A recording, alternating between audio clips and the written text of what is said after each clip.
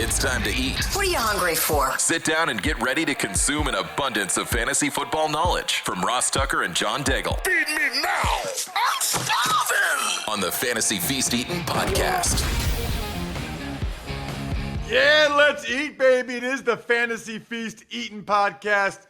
And you better believe we're presented by DraftKings. The crown is yours. Very excited about today's episode, by the way. I'll tell you what. We just went through all the best ball rankings. You know, certainly when we get closer to August, we'll do the season-long rankings as well.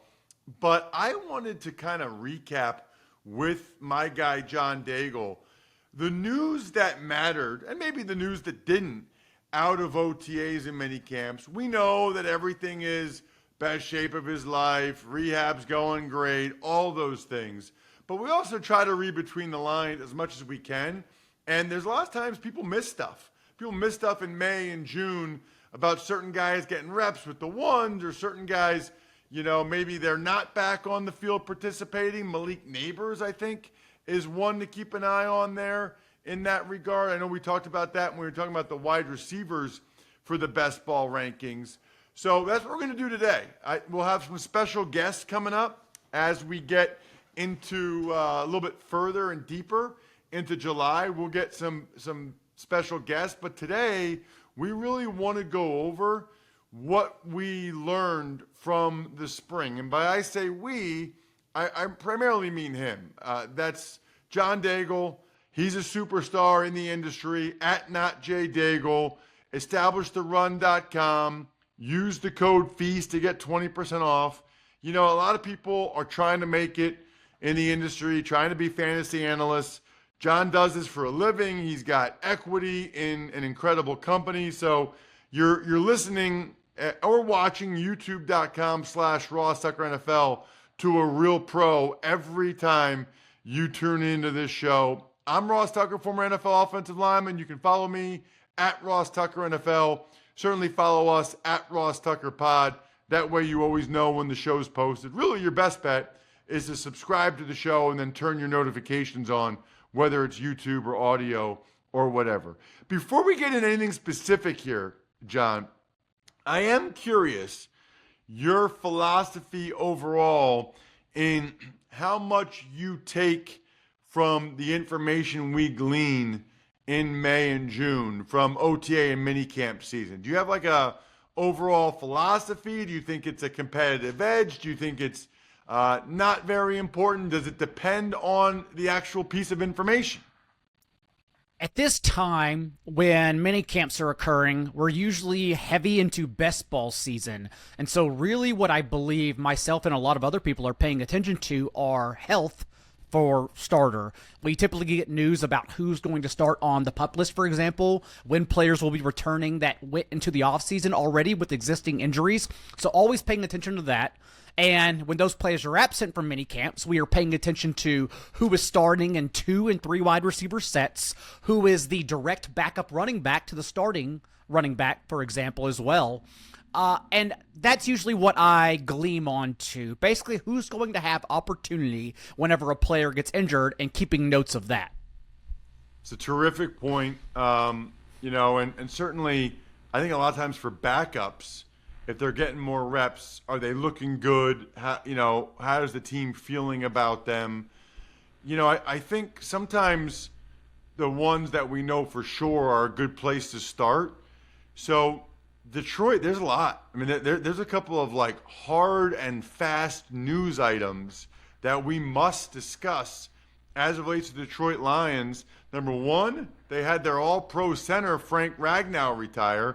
Number two, we found out that Amon-Ra St. Brown had knee surgery, following the season. So walk me through how that affects your feelings of not only Amon-Ra, but with the Ragnow news, the entire Lions offense, in particular, the rushing attack.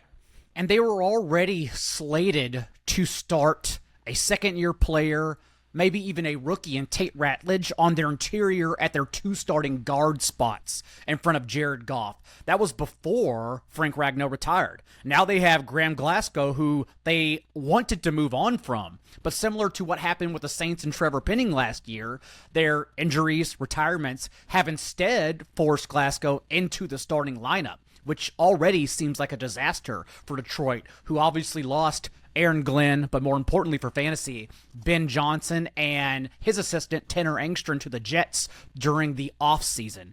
The Lions instead have a 55-year-old coordinator in John Morton stepping up to call plays for the first and only time since he did so with the Jets in 2017.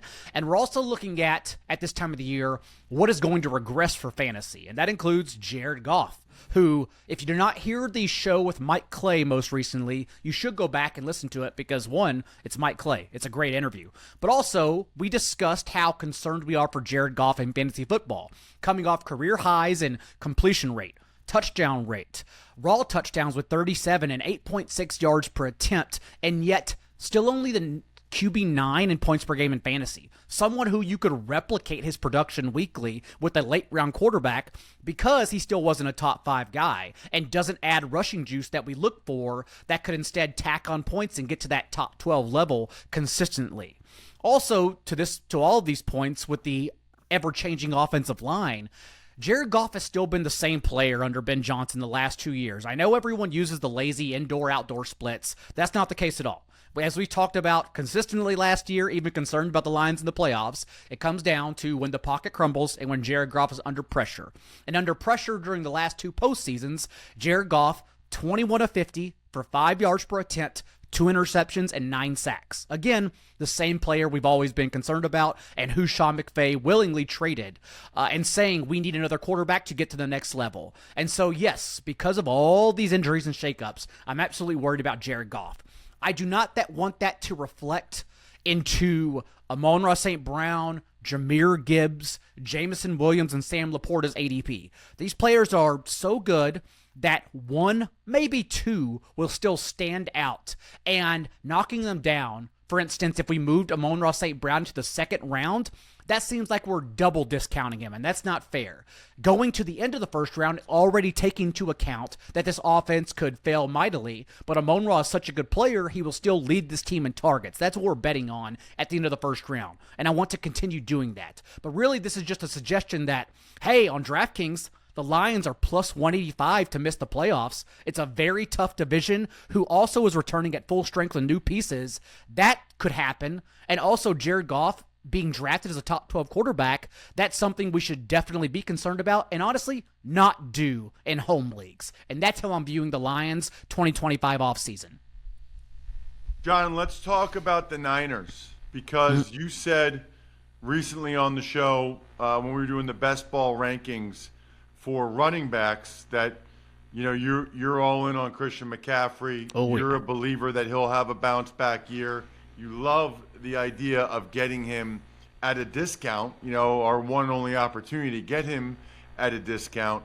There's a lot of Niners news in general this offseason, in particular, skill guys, right? You got McCaffrey participated in OTAs. You've got Brandon Ayuk going to start the year, we believe, on PUP. So walk me through what that means from a fantasy perspective for the 49ers. I'm building my entire personality this offseason around drafting Christian McCaffrey at the back of the 1st round, so I'll just repeat everything for everyone who has missed past episodes. And I understand it's volatile, Christian McCaffrey coming off injury, but that's the whole point. Christian McCaffrey wouldn't be available in the back of the 1st round to begin the 2nd round in your home league if everyone else wasn't scared. It's risk we had to take on because Christian McCaffrey, instead of being scared of him, you have to understand he can win your league if he's healthy. He can be the most important back of all of fantasy football if he's healthy, and that's something we just have to buy into when everyone else is timid around us. The past 2 full seasons under Kyle Shanahan, McCaffrey finishes the RB2 and RB1 in points per game and was the only running back to average at least 21 fantasy points in multiple seasons in that time. The 2 games, only 2 games, he played with Brock Purdy last year, he out-touched Jordan Mason 42-3 because Kyle Shanahan does not care if you're limping around. If you are available, Kyle Shanahan runs you into the ground. He allows you to play. So Christian McCaffrey is going to be a full-time player when he's out there, now a full year removed from this injury. So again, I am absolutely the biggest fan, arguably, of drafting Christian McCaffrey at 112, starting your league with him in the back of the first round. And for Brandon Ayuk, we are still just questioning when and if he's going to be available. The most recent report we have is quite some time ago, honestly, but on Adam Schefter podcast back in March, he stated, quote, Brandon Ayuk is coming along. I think he's ready to play by mid-season. And we know, having done this fantasy thing for a long time, when you don't need to be drafting someone who's injured at least for the first month of the year, because there are so many question marks about ramping them back up. Will they even return at a usable health for fantasy? We just don't know. And so Brandon Ayuk is someone we probably honestly will just be fading at his ADP because, again, in our home leagues, we don't know if he'll even be usable by the time when he comes back. But more importantly, for your drafts, that does leave other players for us to be ahead on in our home leagues, and that is Ricky Pearsall and Juwan Jennings, because this iteration that we think we'll have for a majority of the season in Purdy, Kittle, Juwan Jennings, Ricky Pearsall, they were only on the field for 10% of San Francisco's plays last year. We barely saw them together, but at least we saw with Deebo Samuel off the field, Juwan Jennings earned an absurd 41% target share. Shouldn't even exist. Even had an overall wide receiver 1 finish against the Rams that one week. Ricky Pearsall also, in his last 2 games he played without Deebo and Ayuk, he recorded 8 catches for 140 yards and a touchdown and 6 catches for 69 yards and a touchdown. So these are 2 players who have already stood out last year and showed us that we should have them as weekly starters in fantasy. The 49ers are also going against Warren Sharp's easiest strength of schedule this season, and we're talking about, this is not a betting show. I've already, I'm basically saying we should bet on Christian McCaffrey and the 49ers offense this year after they lost the most regular season games for injuries on offense last season. But if this were a betting show, I also think what's really tantalizing is betting on this bounce back entirely and ignoring last year's injuries. Because on DraftKings right now, the 49ers to represent the NFC in the Super Bowl is 10-1. The 49ers to finish with the most wins is 13-1. And again, if they are at full health, this is something they've already shown they can do. In the last 3 years before last season, having 10, 13, and 12 wins under Kyle Shanahan. So it's really as simple as going into your home leagues, understanding that all of the 49ers are discounted, and you should be drafting all of them. Wow. I didn't know that, about 10-1 to win the NFC. That seems like a pretty good bet right there.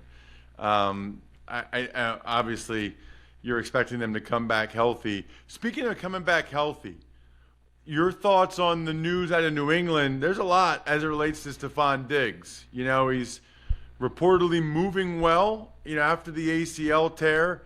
He obviously had, some off-the-field stuff that people found interesting. So curious where you're at on Diggs, John, especially since you were just talking about Ayuk and not drafting the guy, that's going to be hurt first half of the year. I understand that the reports have been that Stephon Diggs is, as you said, moving well at OTAs, 7 months removed from his post-ACL tear at age 31, which is already somewhat concerning because a 31-year-old should not be this quickly recovered. So I wonder what has happened. But the way these contracts usually work, one, remember, the Patriots had quite literally the most money to spend in cap space heading into the offseason. They had to spend it somewhere. And receivers and offensive line, of course, but wide receiver was somewhere where they were arguably the weakest in the entire league. So picking out a player and paying him, that makes sense.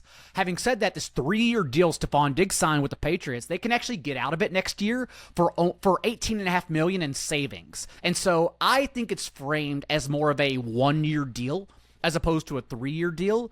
And instead of betting on a 31-year-old that perhaps comes back from an ACL tear, I'd much rather just look at what they did in the draft and say they did pick Kyle Williams with important day 2 draft capital who at 19 years old at UNLV recorded a 22% target share. He already shown at a young age he can earn targets, leading his team in that category.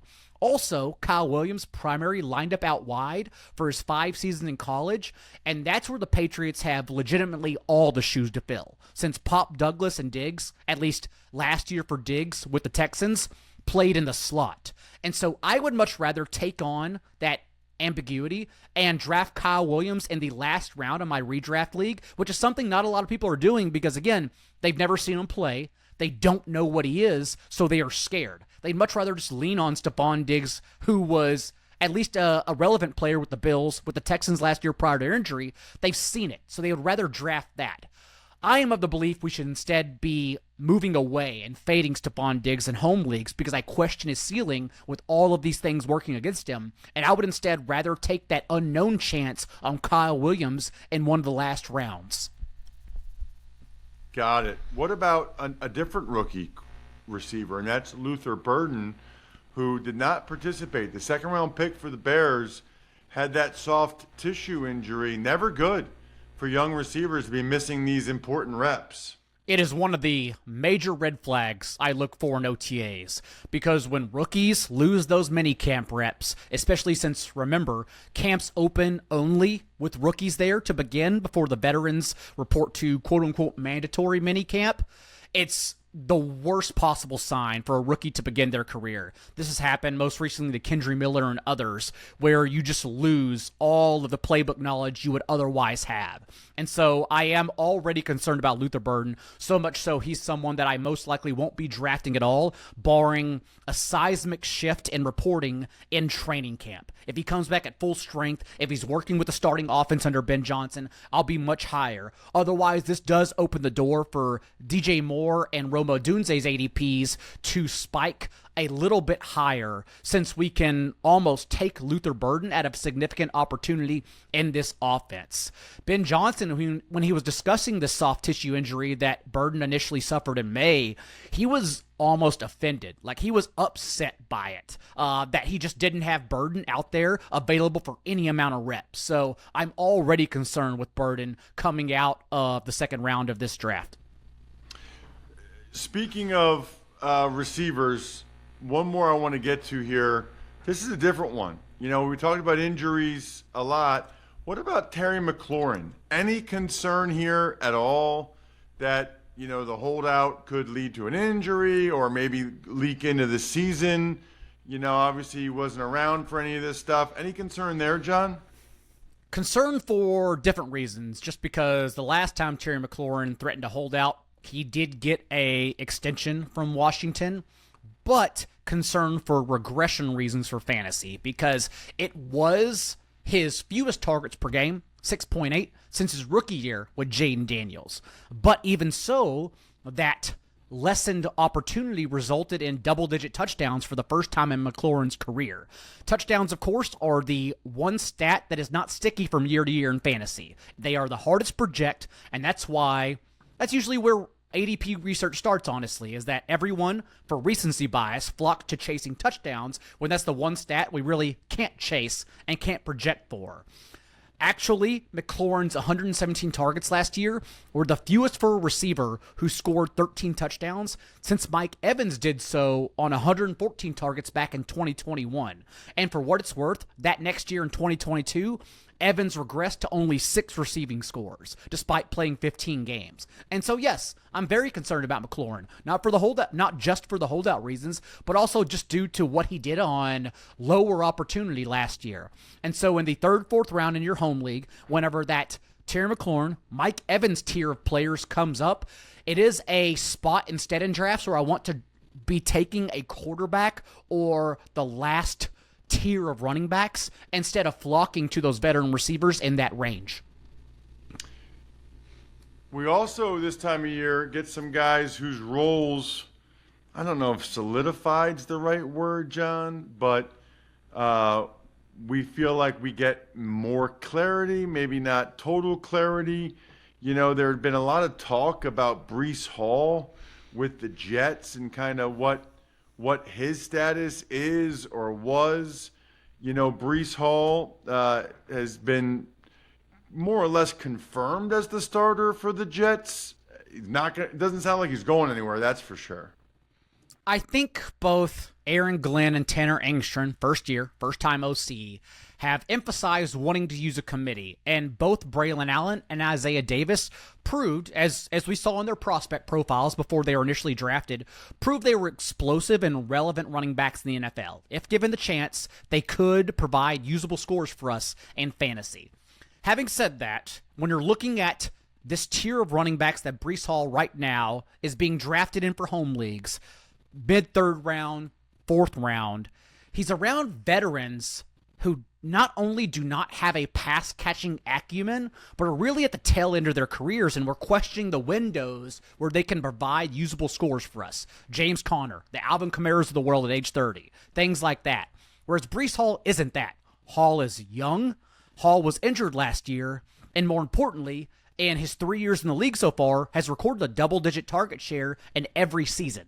So he does separate himself from that tier of groups, from that tier of running backs, in having those peripherals, and that's why I want to be slightly higher on Breece Hall come home league draft time. Having said that, they could still use a committee, so it could pour cold water on Hall's potential ceiling. But again, based on where he's going and based on what we think this offense wants to be with Justin Fields at quarterback, with bringing Aaron Glenn and Engstrand over from Detroit, we think they do want to be run heavy and instead lean on defense. So Hall, you would think, if it's not a committee, still has a range of outcomes that includes him finishing as a top 5 running back, given his peripherals. And so I still want to bet on that. I guess it's at least good news. We're reaching for the bottom here, but good news that he was at least listed as a starter, and we were told he's not going to be traded after trade rumors surfaced. What about out in LA with Quentin Johnston? John, that's another guy that has not been great for fantasy, although he did score some touchdowns last year.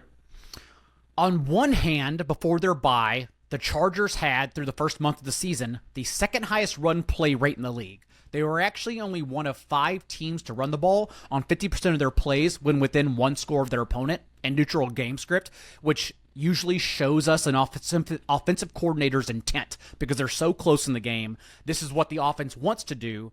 And then if it gets out of hand, you then see them have to pass the ball more, or if they have a big lead, perhaps, wanting to run the ball more. So we usually look at what play callers do when it's close to their opponent. And so I think, not surprisingly, but we know historically Greg Roman, Jim Harbaugh are run-the-ball type of guys. And the intent of drafting Amari and Hampton in the first round showed us once again that's what they want to do.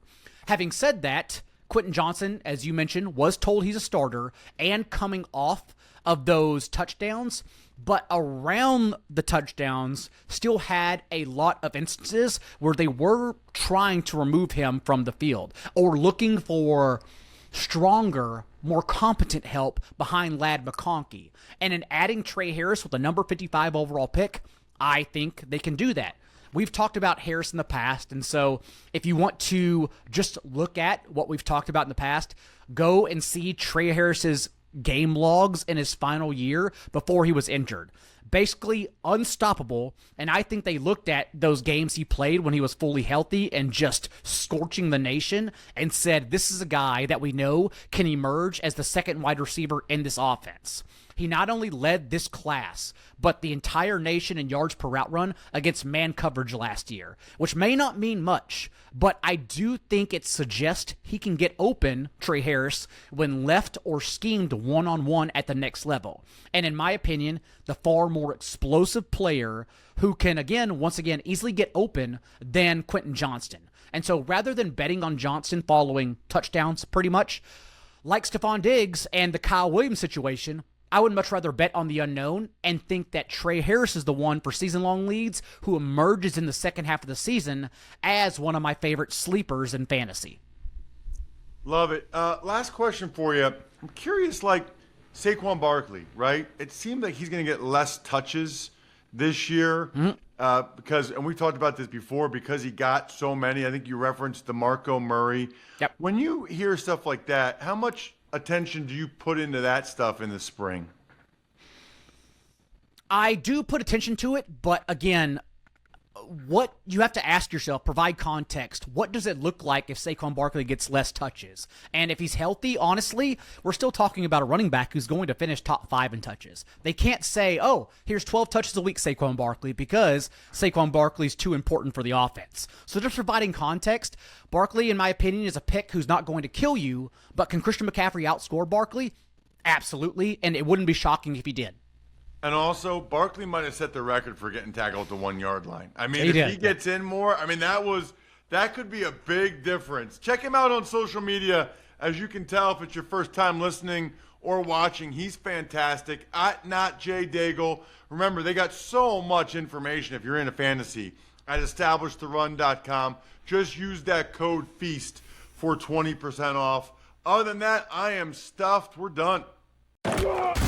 Thanks for tuning in to Fantasy Feast. Make sure to also check out the Ross Tucker Football Podcast, Even Money, and College Draft, all on the DraftKings Network, YouTube, or subscribe to the podcast on your favorite platform.